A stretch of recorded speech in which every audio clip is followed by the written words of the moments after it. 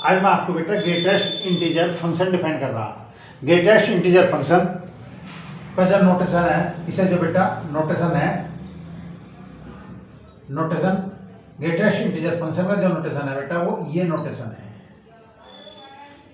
इस तरह ब्रैकेट से उसे डिनोट करते हैं और जो इसे डिफाइन करते हैं, डिफाइंड ग्रेटेस्ट इंटीजर x लिखा और ये x इस x से लेस होगा। जो ग्रेटेस्ट इंटीजर फंक्शन का नोटेशन है और डिफाइन जो करते हैं इस तरह हम इसे डिफाइन करते हैं, इसका मान अंदर की वैल्यू जो x है उससे कम होगा। ठीक, अब इसे ग्रेटेस्ट इंटीजर निकालने के लिए सबसे आसान तरीका है, एक नंबर लो, उसे दो पार्टों में डिवाइड करो, एक इंटीजर पार्ट, एक इंटीजर और दूसरा इंटीजर को हम इंटीग्रल पार्ट कहते हैं।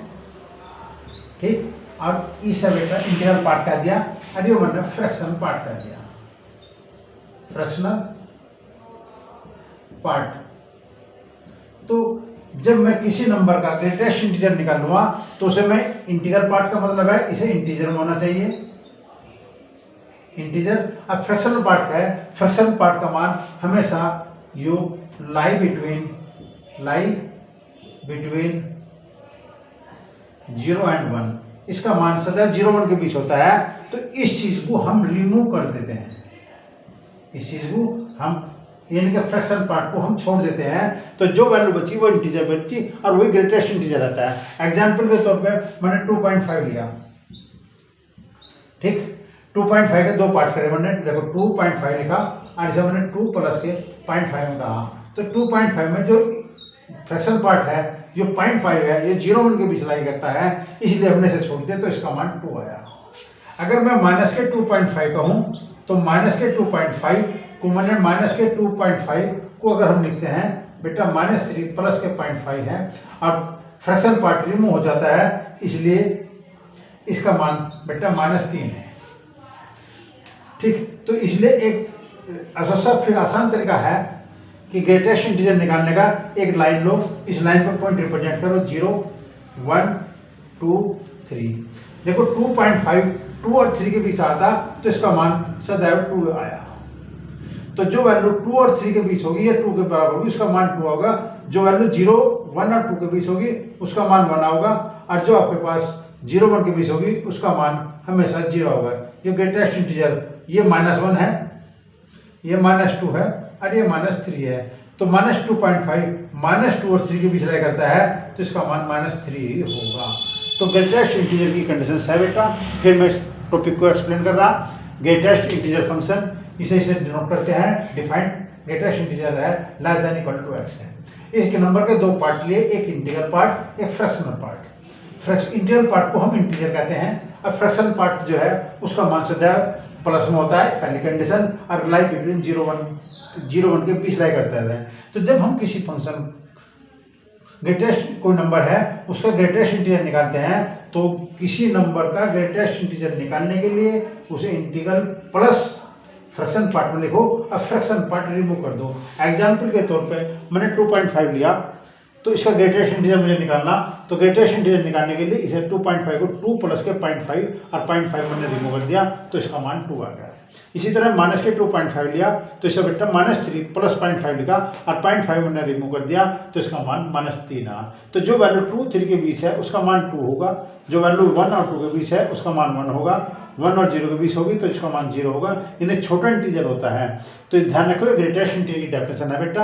अब इस ग्रेटेस्ट इंटीजर की डेफिनेशन के ऊपर मैं एक एग्जाम्पल आपको करा रहा। क्वेश्चन ये दिया बेटा f(x) = sin greatest integer of x upon greatest integer of x if greatest integer x not equal to 0। अगर ग्रेटेस्ट इंटीजर का मान 0 है तो फंक्शन की वैल्यू बेटा 0 होगी और 0 नहीं है तो फंक्शन की वैल्यू ये होगी। फाइंड द लिमिट x → 0 पे f(x)। इसकी मुझे लिमिट ज्ञात करनी। अब इसकी लिमिट निकालने के लिए एट x = 0 पे मैंने इसकी लेफ्ट हैंड लिमिट निकाली बेटा। लेफ्ट हैंड लिमिट का फार्मूला है लिमिट x → 0 f 0 - h। ठीक, 0 - h लिया और 0 - h इसे कंटेन करेगा तो आपके पास लिमिट h → 0 तो आपके पास हो बेटा sin 0 - h upon zero minus H. अब जीरो माइनस एच आपके पास लिया तो जीरो माइनस एच का जो मान है वो जीरो और -1 के बीच लाई करेगा। तो जीरो माइनस एच, क्योंकि H is very small quantity है, पॉजिटिव वेरी स्मॉल है, एच जो है वेरी स्मॉल है, जिसका मान 0-1 के बीच लाई करता है। और उसमें मन ने माइनस की मल्टीप्लाई करी तो वो -1 और 0 के बीच हुआ। और जब -1 0 के बीच होता है तो माइनस एच का ग्रेटेस्ट इंटीजर जो होगा वो -1 होगा, क्योंकि माइनस मैंने कहा था जो वैल्यू जो नंबर जिस पॉइंटों के बीच लाई करता है उसमें जो छोटा इंटीजर होता है उसके बिलोंग करता है, तो इसका मान -1 हुआ।